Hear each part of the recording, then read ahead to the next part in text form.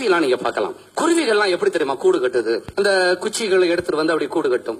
கூடு கட்டி அதை முடிக்கிற நேரத்துல மழையில் அந்த கூடு கீழே விழுந்து விட்டால் அந்த குருவி மீண்டும் அந்த கூடை எடுத்து வைத்து தொடராது, புது கூடு கட்டும்.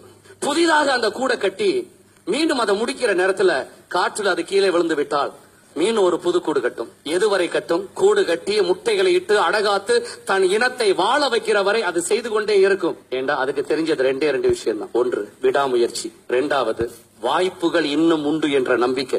எத்தனை தடவைகள் கூடு கீழே விழுந்தாலும் அது மீண்டும் ஏன் பறந்து போகுது? இதே மாதிரி இன்னும் 1000 கூடுகள் கட்ட இந்த உலகத்துல வாய்ப்பு இருக்குன்னு நம்புது. யாரோ ஒருத்தருக்கு உங்களை பிடிக்காட்டா இனிமே எல்லாருமே உங்களை வெறுத்துருவாங்களா? ஏதோ ஒண்ணுல தோல்வி அடைஞ்சிட்டா இனிமே நம்ம நல்லாவே இருக்க மாட்டோமா? யார் சொன்னது? எண்ணங்களை நன்றாக வைத்துக் கொள்ளுங்கள், இல்லைன்னா நம்முடைய சொந்த எண்ணமே நம்மளை ஒரு நாள் கொன்றுவிடும். குருவிக்கு தெரிஞ்சது 2 சட்டங்கள் மட்டும்தான். விடாமுயற்சி, அதனாலதான் அது கூடு கட்டுது. இரண்டாவது ஆப்பர்ச்சுனிட்டிஸ், வாய்ப்புகள் உண்டு. எந்த குருவியாவது 5 தடவை கூடு கட்ட முயற்சி பண்ணி 5 தடவைகளும் கூடு பாதியோடு கீழே விழுந்த உடனே இனிமே வாழ்க்கை முழுவதும் கூட கட்டக்கூடாதுன்னு நொந்து போய் நேரா கிஸ்ஸா சைவைக்கு மேல பறந்து பொத்துண்டு உளுந்து எந்த குருவியாவது தற்கொலைப்படி கிடக்குதா?